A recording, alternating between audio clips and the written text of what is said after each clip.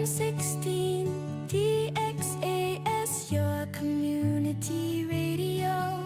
Kasama sa araw-araw, kakwentuhan ka agapay, kaibigan ka barangay, ito ang radyo mo.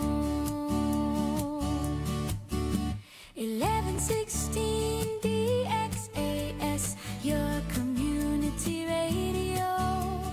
1116 DXAS, your community radio.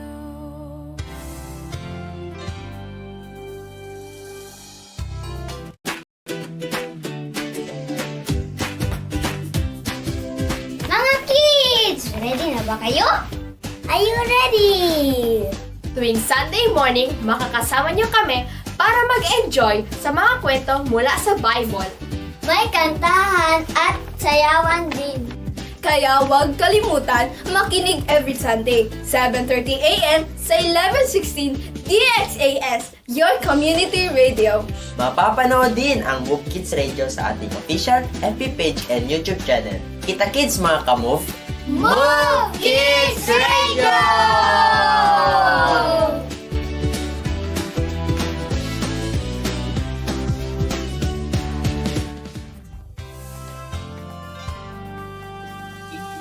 Kayo pa rin ay nakikinig sa 1116 DXAS Radio Comunidad. Ito po ang programang Family Matters at kami po ang inyong mga kasama, kasangga at karamay sa bawat pagsubok na hinaharap ninyo sa buhay. Ako po si Ibs Ismael. Ang DXAS, isa sa mahimpilan na Far East Broadcasting Company at kasapi sa kapisanan ng mga broadcaster ng Pilipinas. Ang FEBC ay isang non-profit, non-commercial, and donor-based radio station. Dahil sa katapatan ng ating Diyos at sa inyong partnership, tayo ay nagpapatuloy sa paghatid ng mabuting balita ni Kristo. Inaanyaya namin kayong maging bahagi ng ating radio ministry. Scan ang QR code or mag-deposit sa ating bank accounts para sa inyong donation. Para ma-acknowledge namin ang iyong donation, ay mag-message po kayo sa amin. Maraming salamat po sa inyong partnership at God bless. Kaya halina't sumali at makibahagi sa ating kwentuhan.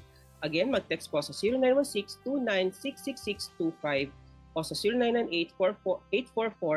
0998-844-1410. Again, 0998-844-1410. Pwede niyo mag-comment sa ating FB page na 1116 DXAS, your community radio. Hello ma'am, good afternoon again. Good afternoon po, sir. Actually ma'am, ngayong umaga po, we will be talking about the 3 pillars of growth.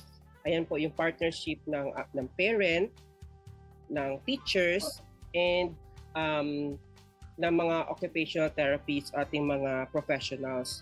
We already invited occupational therapist po, si Teacher Babes last time. And ngayong umaga po, we will be talking naman po about the important role of teachers. Madalas, sinusukat natin ang tagumpay ng bata sa grado, medalya o karangalan. Pero ang tunay na sukatan ng tagumpay ay kung paano niya ginagamit ang kanyang natutunan. Kung ito ba'y nagbubunga ng kabutihan, kung nakakatulong ba siya sa kapwa, kung marunong ba siyang magmahal at gumawa ng tama. Kaya napakahalaga ng papel ng guro. Hindi lang sila nagtuturo ng leksyon, sila ang pangalawang magulang sa paaralan. Sila ang nagtuturo ng tamang paggamit ng karunungan, sila ang gumagabay kung paano magdesisyon ng may malasakit, kung paano harapin ang pagsubok sa mga buhay natin. Kaya lubos ang paghanga po sa mga guro. Hindi biro ang profesyon na ito. Bukod sa talino, kailangan ng puso, tiyaga at malasakit. Kumusta kayo, ma'am? Kumusta po kayo ngayong araw na ito? Okay naman po, sir. Medyo, yun lang, medyo, busy kasi nga may klase sa iba-ibang level din. So, medyo busy-busyhan. So, yun po. Tapos na may exam, ma'am, no? Yes, sir. Ngayong December pa po yung 3rd unit namin, sir. Yung December 15. Okay po. So ma'am, before po tayo na ma'am to go deeper to our topic of the importance of the roles of a teacher, Opo. let me more personal po. Paano po kayo nag-start? Paano po yung journey niyo po as a teacher? Okay. So, actually, maliit pa lang din ako, the usual story, no? Gusto ko na talaga maging teacher. And then, nung nasa Manila ako, so nag-enroll ako education, pero secondary siya. And then, yung nag-transfer naman ako dito, nag-shift, same pa rin. So, pero ako ng BE-Ed, so elementary siya. So, and then yung major ko before sa Manila is English. And then, nung nag-transfer ako dito sa Zamboanga, so, sabi ng mga aunties, sabi, ka na lang, kami na mag-choose ng major mo kasi, kasi ako, sir, shift ako from one course to another. So, sabi nila, kami na mag-decide anong i-major mo para, hindi ka na palipat-lipat ba from one course to another. So, yun. Bakit Pero Sorry, bakit po? Hindi ko din alam, sir, kasi may mga times na sabi ko gusto ko ng ganito. Gusto ko kasi yung una ko talaga na napili ng course is journalism. So, and then, yung nag-enroll ako sa Manila, sa Antipolo, and then nung sa Roosevelt College, sabi ko ayaw ko naman. And then, nag-shift na naman ako ng actually, ko na siya eh. Yung unang course ko talaga is AB-Ed, Sociology naman ang inano ko. And then, nag-shift na naman ako ng Journalism. And then, next ayaw ko na naman siya kasi medyo mahirap. Nag-shift na naman ako ng BE-Ed. So, yun na. Then, yung nag-transfer ako sa Zamboanga, nag-education pa rin ako, pero elementary na. Elementary na siya. Yun po. Parang nakikita ko ma'am no na many are the plan of men but it's God's plan who will prevail. Yes, totoo yan, sir. Oo. Pero ma'am, before so hindi pala talaga kayo taga Zamboanga. I'm from Banga, South Cotabato. So from South Cotabato ako, sir. And then punta ako ng Zamboanga to work. So, and then, I will go to school while working. So, naging working student ako, sir. So, dito sa Zamboanga. And then, sila na, why not mag-go to school ka? Kasi, marunong-runong ka naman. So, yun, pina-enroll nila ako. Pinatake ako ng exam sa WIMSU, and then yun nakapasa, and yun na, praise God na tuloy-tuloy na. So saan naman po yung point na napunta naman kayo sa pagtuturo sa mga may special needs? Yun na nga, since yung nandito ako sa Zamboanga, so sila na nag-choose anong i-major ko, and then nung si Teacher Betty, yung nasa grade 1 teacher, kasi yung brother-in-law niya is brother nung saan ako nag-work. So, sabi ni Teacher Betty, so, wala kaming SPED teacher sa creche. So, how about mag-apply ka after mo mag-graduate? Parang nag-meet kami ni Teacher Betty, parang nasa third year na ako. Then yun, sabi niya, kinausap ko na si ma'am, kasi may mga kids kami na naka-mainstream sa regular class, pero wala kaming SPED teacher. So, yun na. So, nag-submit ako ng application, and then yun na, after parang 2 months, pinareport na ako ni ma'am. And then yun na, hanggang ngayon, nandito pa din ako sa creche. Ilang years na po? If I may ask. 18 years ako. Mahirap pa ma'am. Marami ba yung difference pag you're teaching in a normal class or you're a SPED teacher? Kapag sa regular class, yes sir. As in, ano siya,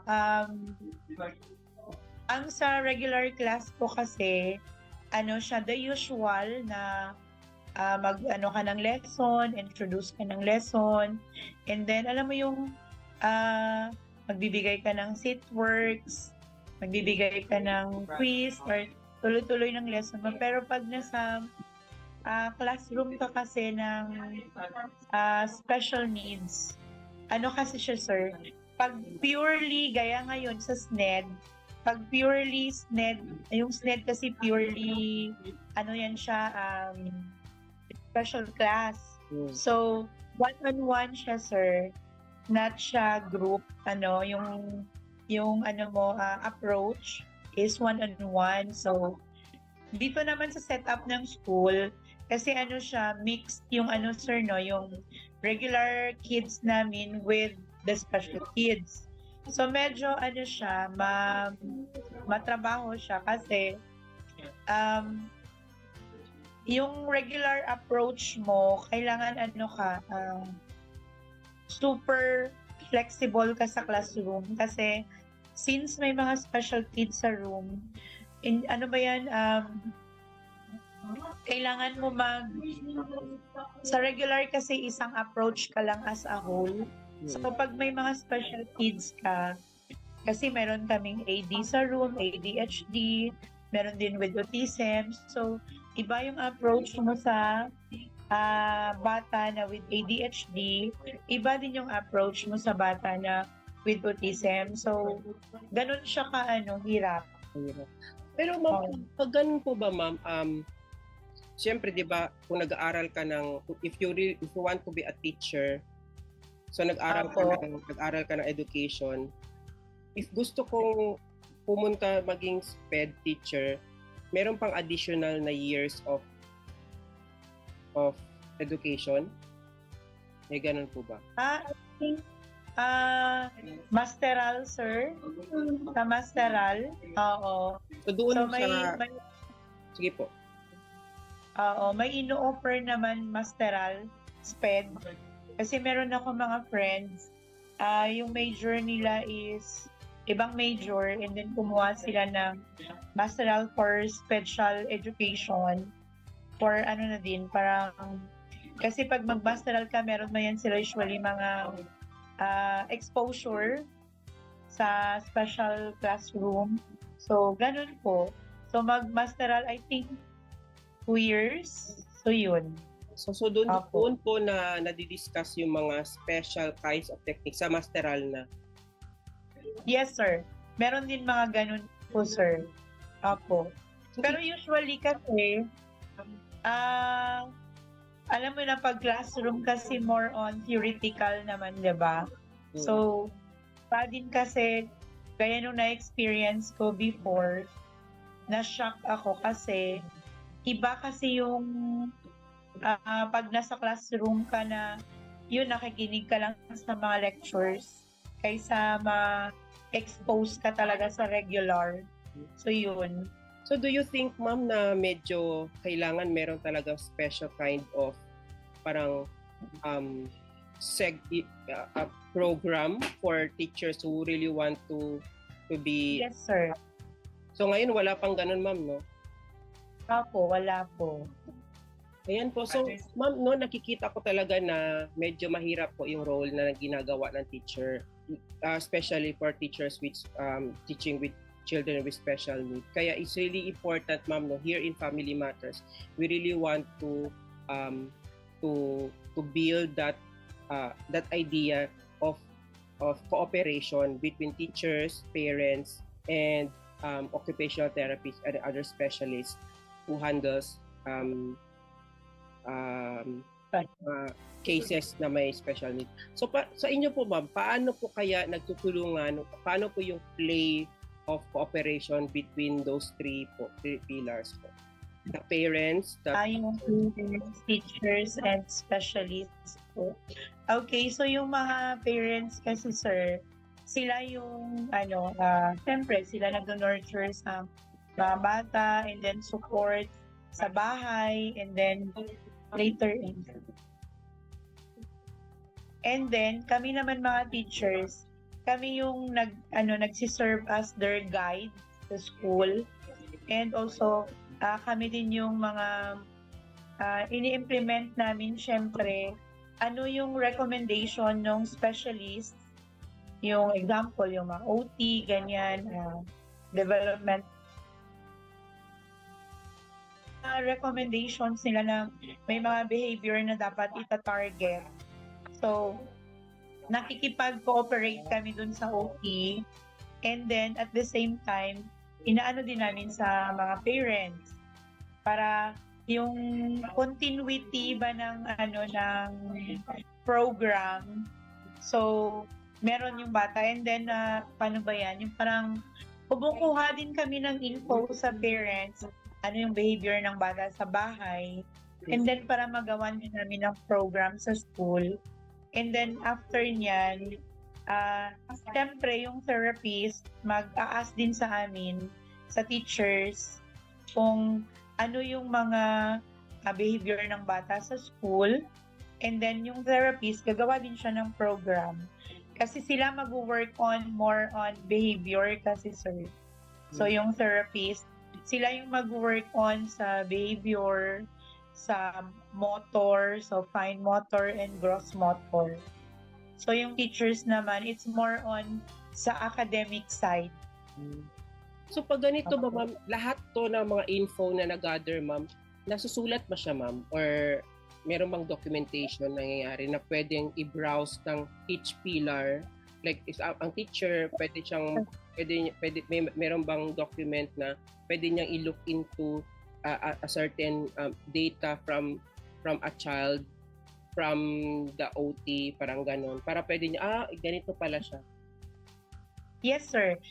Yung mga kids namin sa special education, special needs education, meron silang IEP or individualized program, sir, yung mga nasa SNED.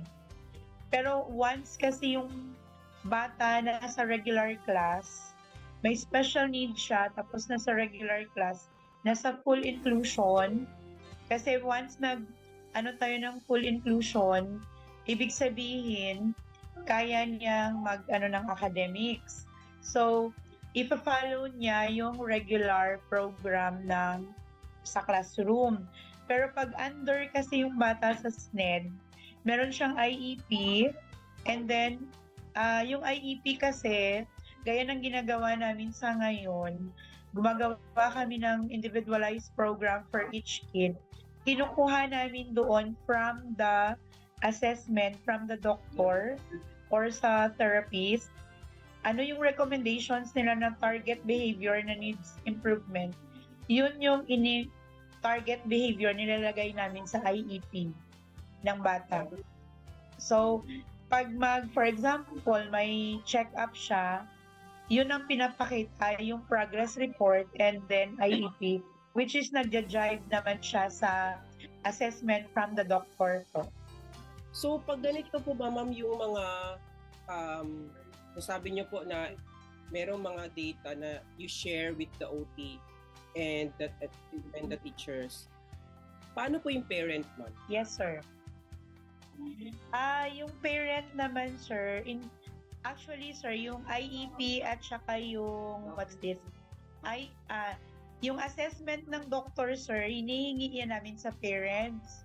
So, or from the OT, kung yung latest assessment, kasi from time to time, nagbi-visit man yan sa developmental media or sa OT. So, hinihingi namin yun, and then, gumagawa kami ng IEP, and then yung IEP and progress report, nire-release namin yun sa parents after every trimester.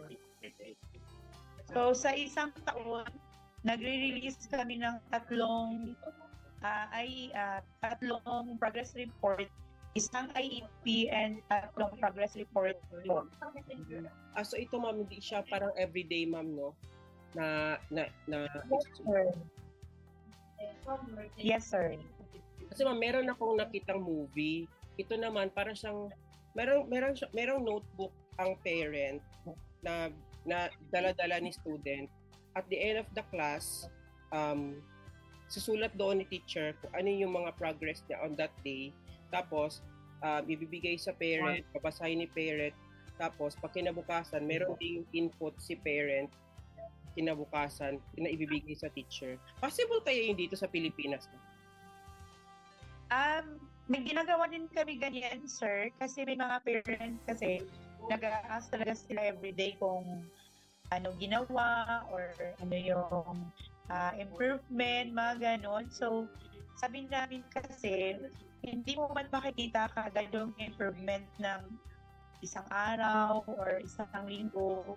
So, depende kasi sa case ng bata. So, inaano namin sila na, pwede po kayo magbigay ng big notebook para isusulat namin doon every day. Tapos with date yun and signature ng teacher, ano yung ginawa ng bata today, and then ano yung behavior niya today, and then ibibalik namin sa parent para updated din ba sila, sir. So, mga ganun, and namamonitor din nila kasi yung ibang parent din gusto nila i-follow up sa bahay. Oh, yes po. So, which is maganda. Yes. Which is maganda yun kasi yung activity ng bata, yung intervention niya, may continuity ba? So, ganun. Kasi yun ang nakikita ko ngayon. Kasi if walang continuation, medyo, alam mo naman ma'am, di ba, pag mga special needs, kailangan ng consistency sa kanilang mga ginagawa. And medyo pag amang lang, like ako ma'am, what if I'm not trained, kung hindi ako, wala akong sapat na training sa pagte-therapy. So parang mahihirapan ako, paano ba ako makakatulong sa teachers as a therapy, as a magulang, para ma-nurture ko yung aking anak na may special need. Paano pag ganun ma'am? Paano pag walang training yung magulang ko? Usually kasi ina-advise sa mga parents, sir, pag sa bahay, yung mga bata kasi kailangan din nila matuto yung mga life skills, yung mga magbunta, yung kahit sa sarili lang ba nila, sir, yung magsuklay or magligo. So, sa bahay, pwede na din sila turuan yung mga life skills na they can survive on their own. Yun, paano mag-prepare ng food, pero kailangan kasi step by step din natin siya gawin. At saka dapat may consistency din ba? Yung consistent, yung para, kasi di ba usually mas, yun na nga may kasabihan na practice makes perfect, di ba? Parang ganun. So, usually kasi sa kids with special needs, kailangan mo siya ipagawa day para mas mas makuha nila. Oo. So, para maging part of the routine na ba? Oo. Pero important din talaga siguro, sir, is yung mga nila, mga survival, nila, skills. Oh, yun talaga yung Paano magluto? Important. Paano maligo? Sir, maligo, kahit prepare yung mga personal things nila din, magtupi, or mag-prepare ng mga clothes nila, mag-brush, mga ganun, na at least, hindi all the time, na kaya nila mag-survive on their own. Ganun. Pero mang special session, ma'am, ang school na binibigay pag ganun? Like, dinidiscuss yung mga ganun, ma'am? Actually, sir, sa yung mag-meet sa mga parents po, sir? O, yung parang, Or sa mga kids? parang at the before the class, the school year, parang ganun will start, para may special session na ginagawa. Like yung mga ginagawa diba natin, ma'am, pag, di ba, before the class, meron parang si Ma'am Ruth, doon siya sa harapan. Parang pit. O parang ganun, ma'am. So doon parang at least meron doong special session na parang the school will tell the parents what will happen, ano yung mga pwede nyong gawin. Actually, sa school, sir, wala. Kasi parang yung PTC kasi dito parang in general na yung approach. Pero we're planning na magkaroon ng ganyan this January. So, na for parents lang na with special kids. Para din, kasi in-open up ko yan last time kay ma'am. And then, nag-ano siya na, yun. So, may mga darating kaming speakers na which is na pwede silang mag-give time sa mga parents na may mga questions na gusto nyo maano. So, sila yung mga experts. So, sa January po yung sir. So, which is actually second time na yata ng school na mag-conduct ng kasi yung first time, years ago, matagal na talaga. So, hoping na yung tuloy-tuloy na ba siya na may ganong program every year, at least. Kasi marami pa talaga parents not aware sa ano na dapat gawin. Actually, ma'am, minsan pag before ko siya sinusundo, syempre meron pa mga time, ganyan. So, minsan nakikipag-usap talaga ako sa mga parents na matambay. So, minsan tinatanong ko sila, how do you ganito, ganyan. Parang minsan meron talaga mga parents na like ako, hindi naman ako trained, meron pa talaga kami mga questions na am I doing enough as a parent, ganun. So, yun ang minsan gusto naming itanong din parang gusto naming i-inquire sa mga teachers na ano pa bang pwede naming gawin na para makatulong po sa inyo. Kasi ayaw naman, kasi minsan I admit, there was a time talaga na parang hinahayaan ko na si school. Kayo na magpalaki ng anak ko. Pero di ba hindi pwedeng ganun, ma'am? Yes. So, totoo yan, sir. Kasi parang pag may something is wrong, may mga ganun kasi na instances, i-blame sa school na So, as parent kasi dapat may mga part din talaga yung mga parents na kasi ang bata nag-stay sa school for how many hours lang, and then most of their time nasa bahay sila.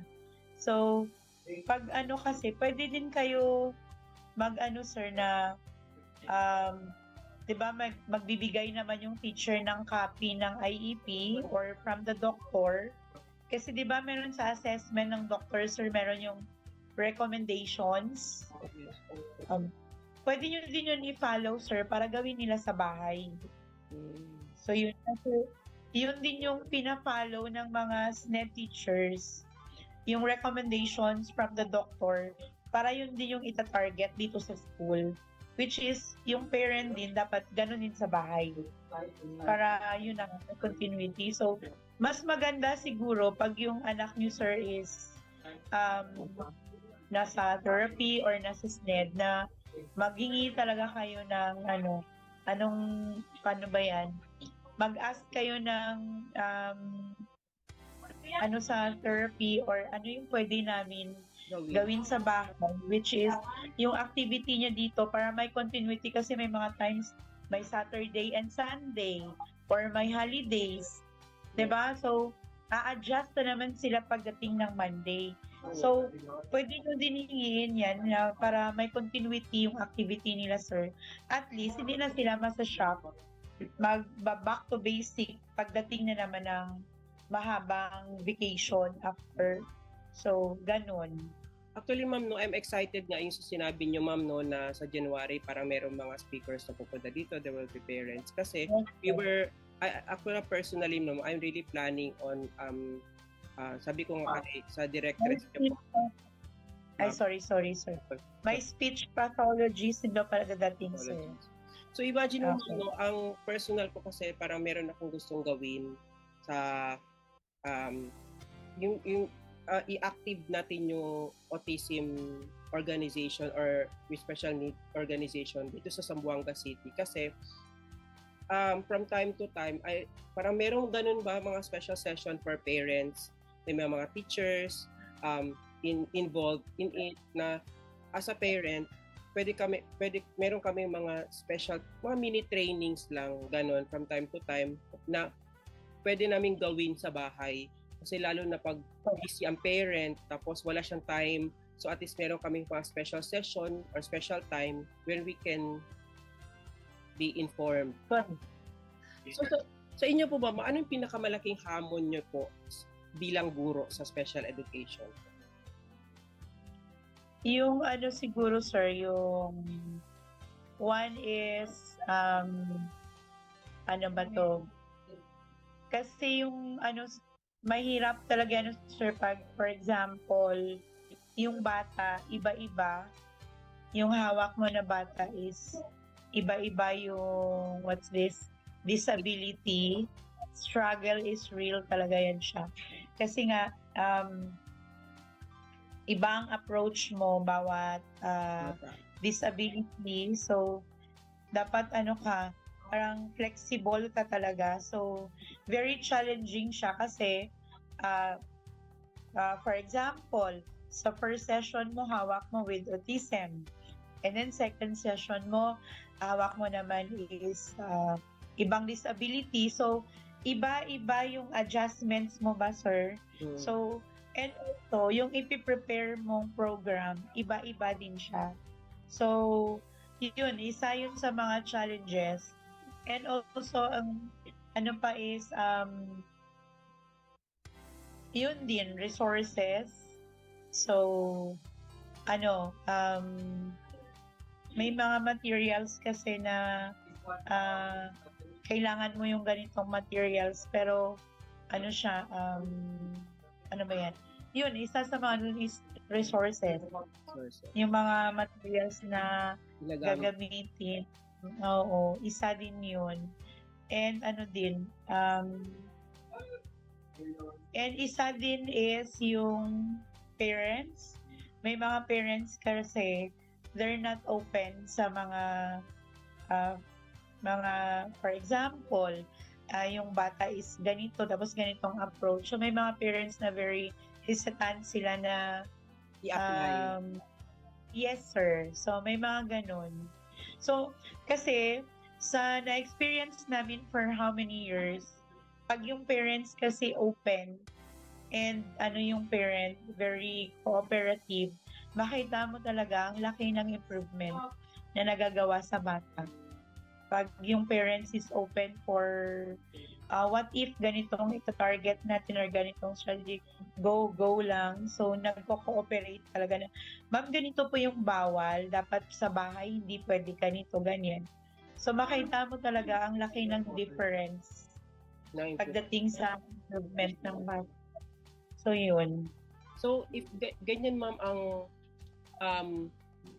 speaking of that, ma'am, no, di ba meron tayong tinatawag na early intervention? Yes, sir. Paano, pwede niyo po i-explain sa mga tagapakinig natin, ma'am, ano yung importance of early intervention and the importance of being open sa mga approaches po?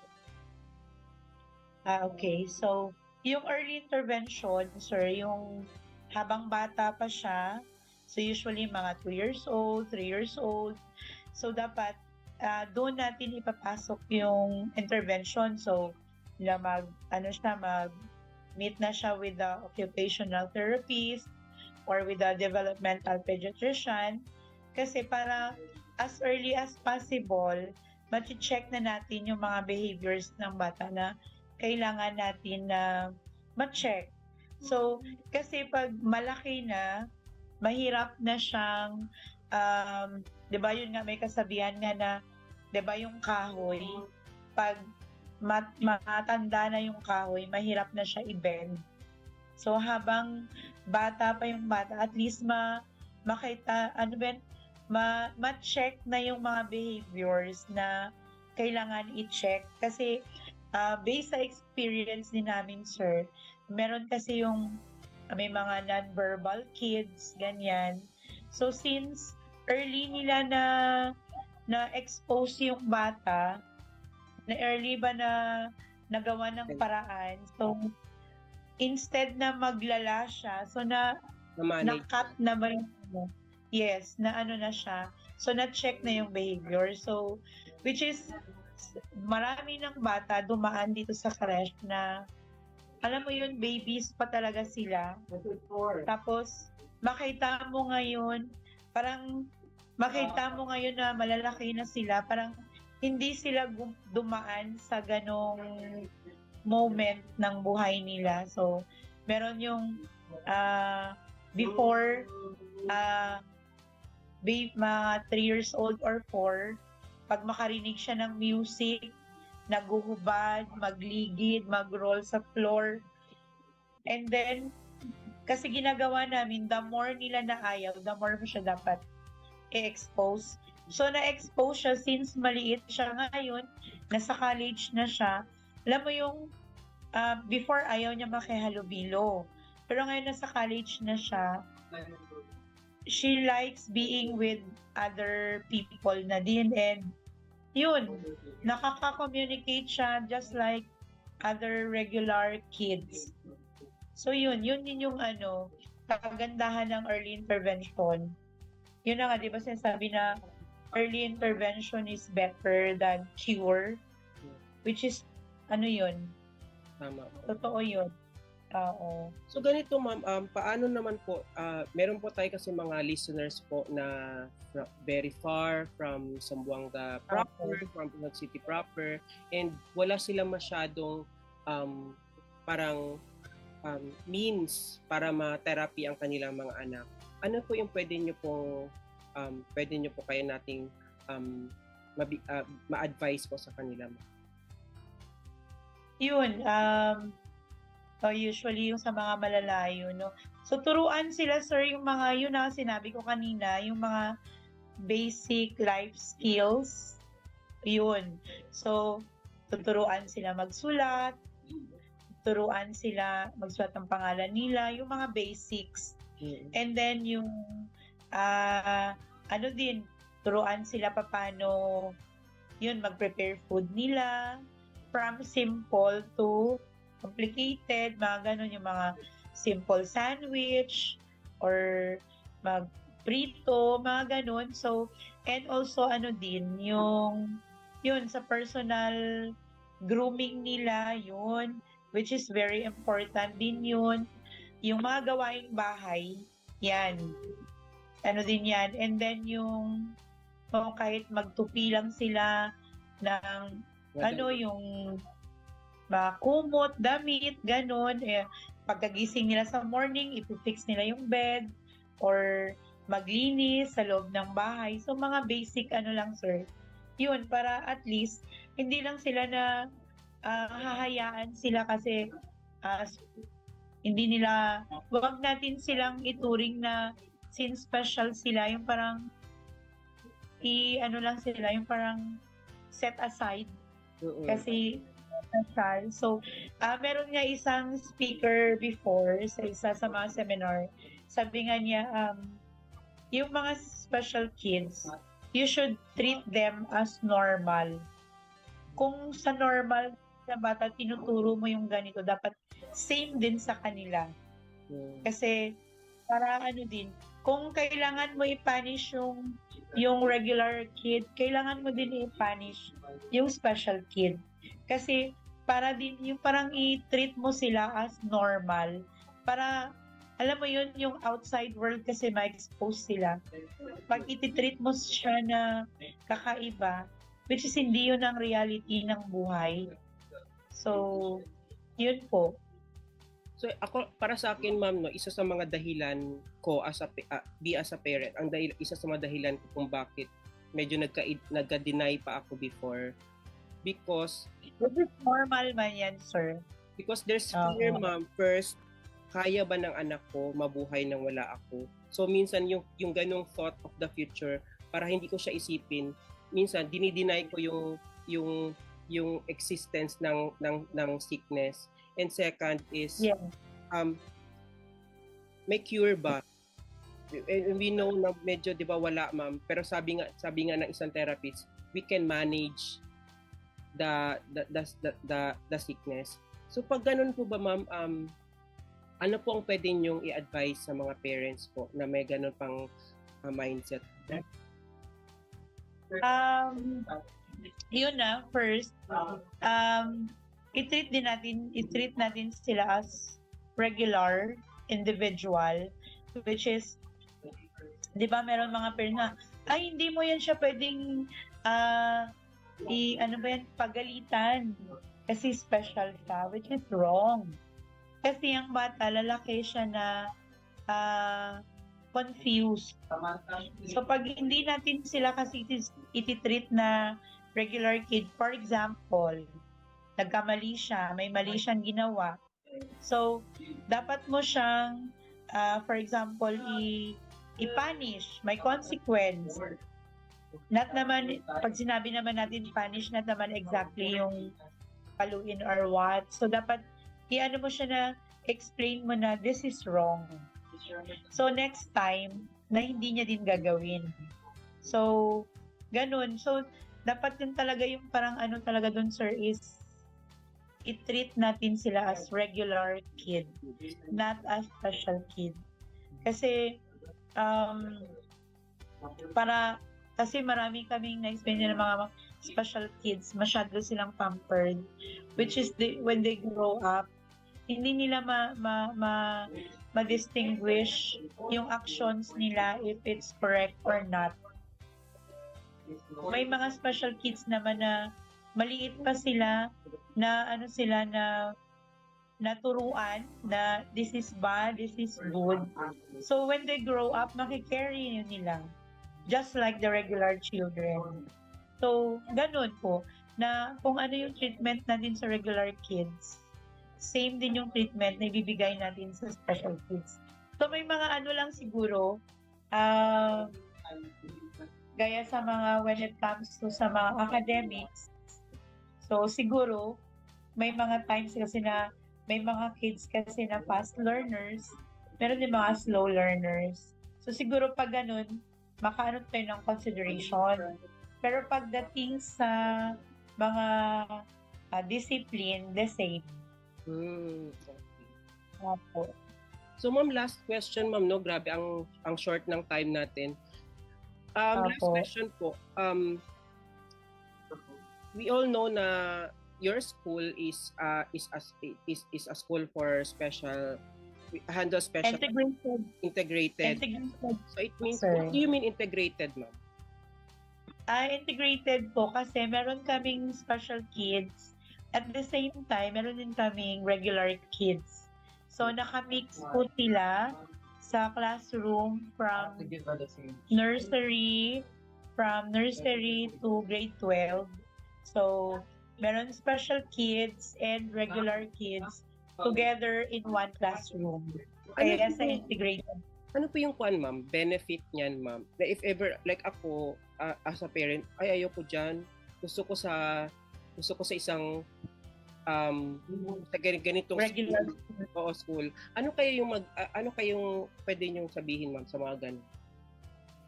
Actually, marami din siyang disadvantages, marami din siyang advantages. Sir, kasi may mga kids na yung mga regular kids, natututo din sila sa mga special kids. So, naging compassionate sila towards kasi meron kaming body system. Yung regular kid, ina-assign sila na i-assist yung special kid. So, yung specific student, i-assist mo si ganito pagdating sa schoolwork, sa pagbaba, ganyan. So, mag-help talaga sila sa room. So, yung isang regular kid, parang sila, sir, give and take din. Kasi yung special kid, natututo din siya kasi nga with assistance ng regular kid. At the same time, yung regular kid, na naging compassionate siya dun sa classmate.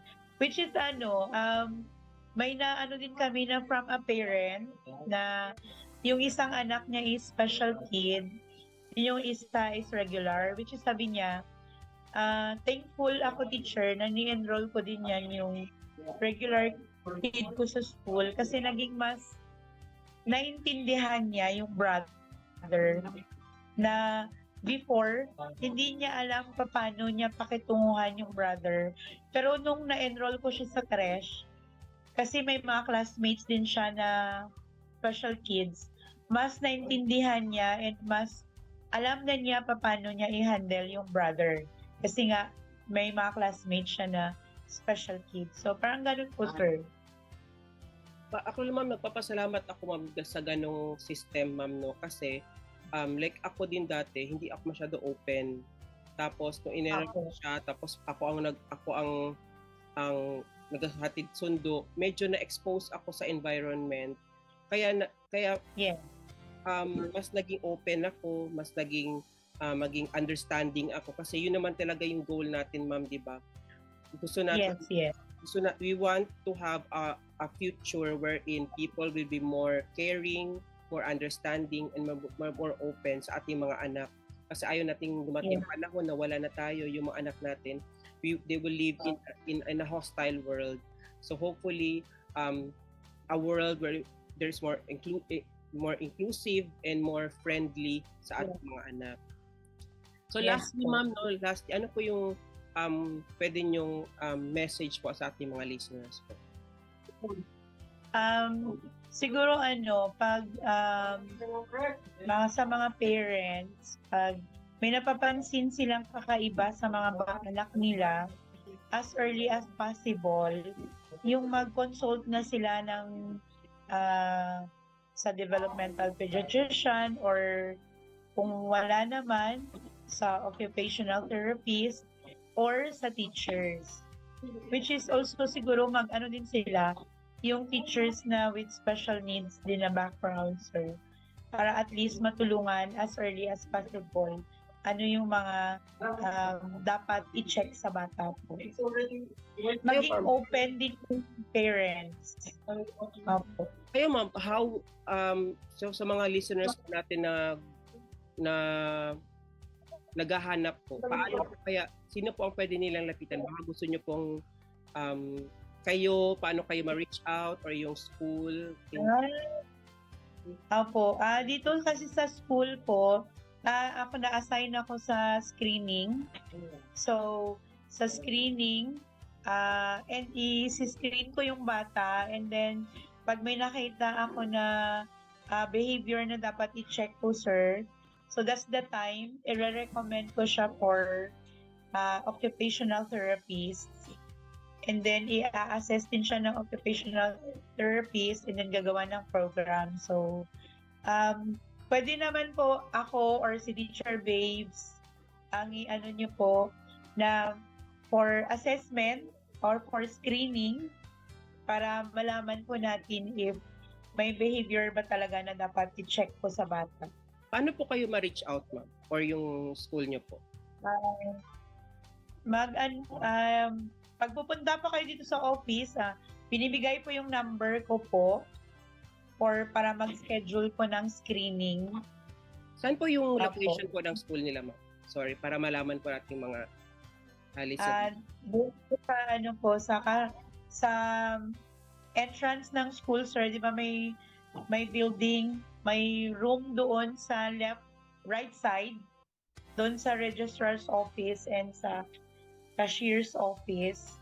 So doon po, and magbibigay po sila ng contact info kung sino po yung pwedeng tawagan para mag-schedule po ng screening. And Crèche is located sa Tetuan po, ma'am, no? Near City High. Sa tabi po ng City High. Sa Roberto Villares Road po. So, ma'am, salamat po, ma'am, no? Wala na po tayong oras. Thank you po sa inyong time and hopefully ma-invite ka namin ulit, ma'am. So maraming salamat po, Teacher Rona, sa inyong oras, kwento at puso. Tunay ngang ang pagtuturo ay hindi lang profesyon, ito ay bokasyon, isang tugon sa tawag ng Diyos. So mga magulang at guro at napakinig, ang ating mga anak ay biyaya kaloob ng Diyos. Tungkulin natin ito, ituro sa kanila kung paano maglakad ng tama upang marating nila ang tamang landas at balang araw sila rin ang magtuturo sa iba kung paano maglakad patungo roon. Manalangin po tayo. Let's pray, ma'am. Lord, we thank you for this wonderful day.